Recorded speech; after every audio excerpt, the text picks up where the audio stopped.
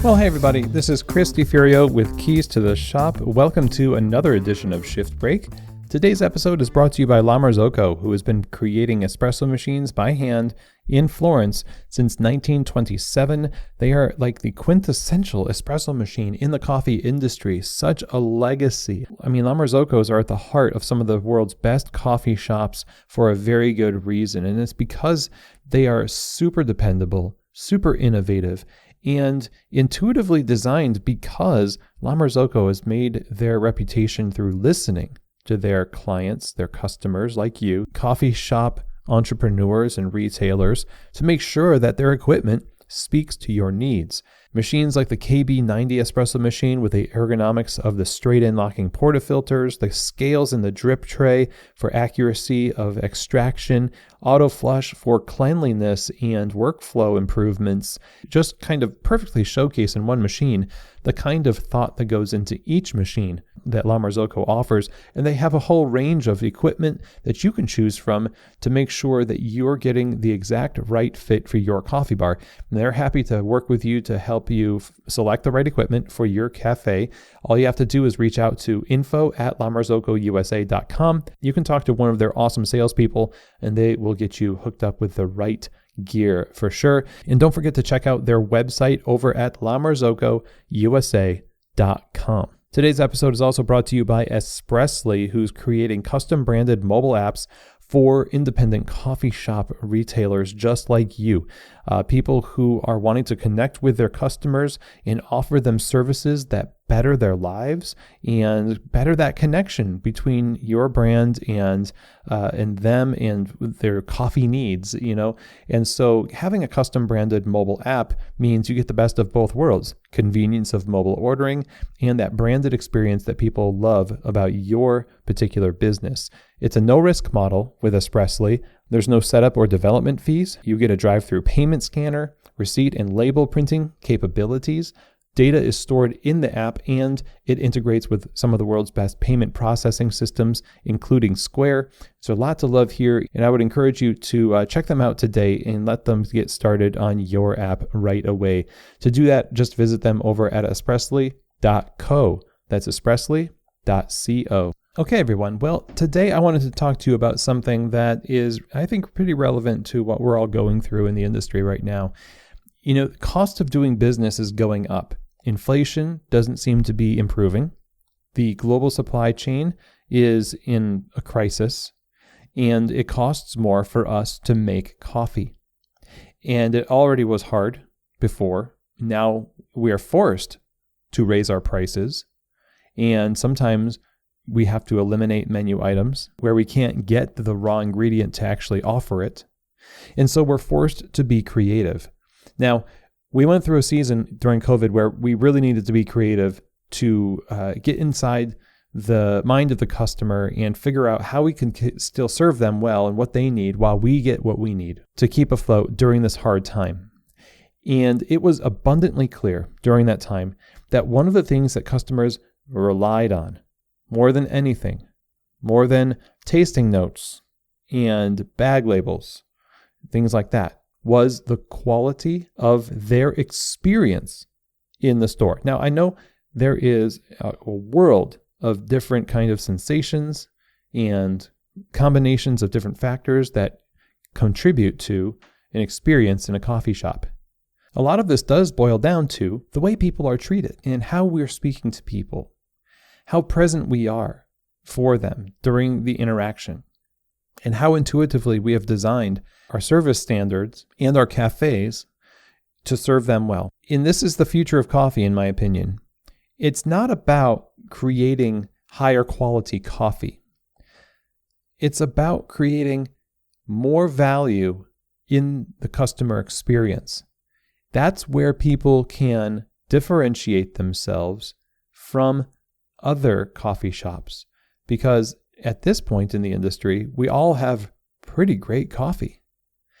We all have cortados and cappuccinos and cold brews and nitro and matcha, and everybody can buy everything, and they do. And so this has led to sort of some sameness across the industry, where now we are kind of forced to think about how do we differentiate.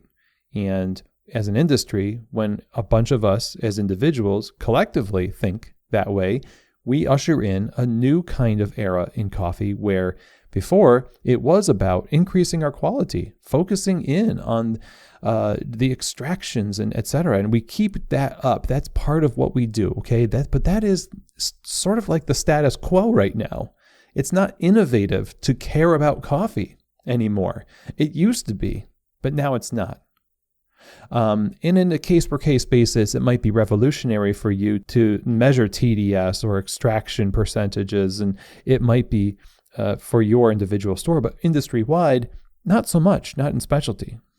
What really will create more value, where people will overlook and gladly embrace increased prices in your whole bean coffee, in your drinks, etc., is when they know what they are supporting is something that gives them not just coffee, but life. People say, coffee gives me life.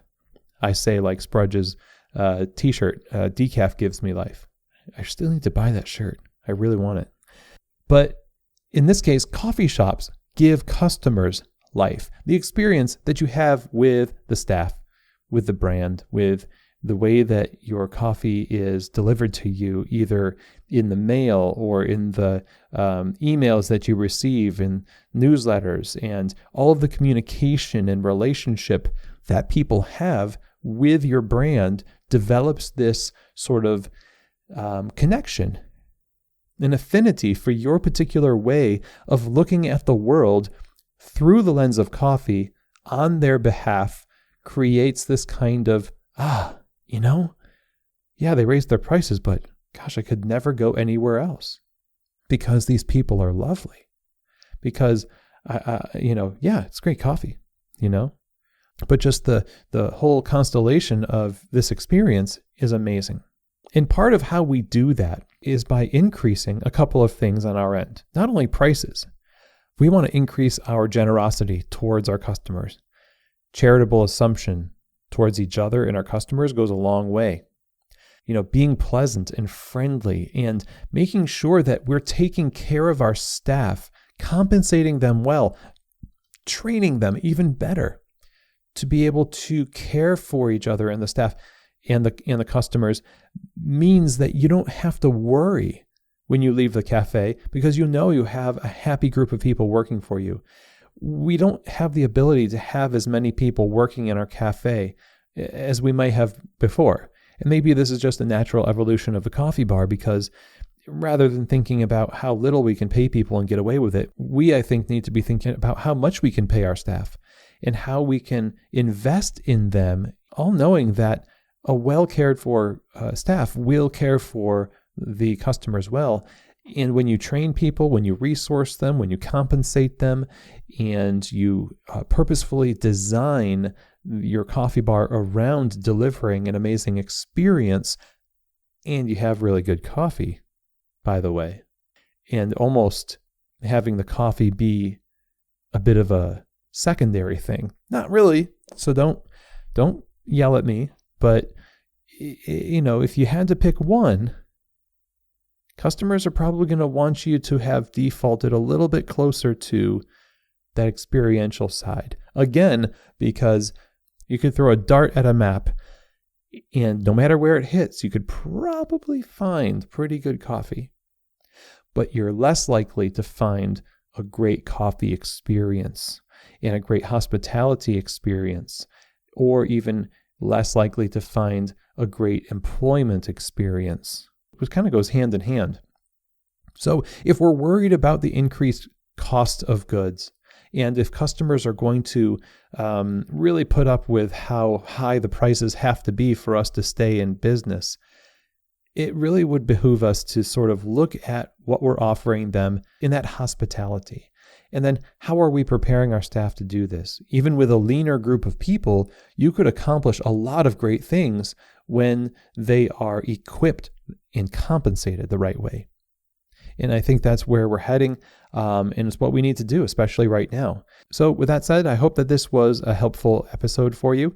Let me know what you think. If you want to email me or DM me at Instagram, at Keys to the Shop on Instagram. If you have not followed Keys to the Shop, I would encourage you to do that. Also, you can sign up for the newsletter over at keystotheshop.com. We're going to be restarting that whole thing pretty soon, so you can sign up there. And if you're interested in Keys to the Shop consulting, email me, Chris at keystotheshop.com. That's it for now. Thanks, everyone, and I will see you here next week on another edition of Shift Break, from Keys to the Shop.